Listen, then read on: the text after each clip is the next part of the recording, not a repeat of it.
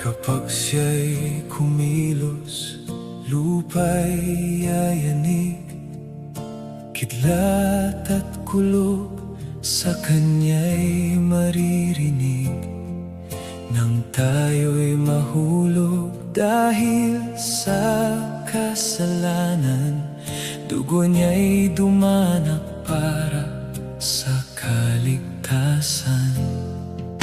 Malapit na siya'y muling babalik, kaya't manampalataya, puso ay manalig.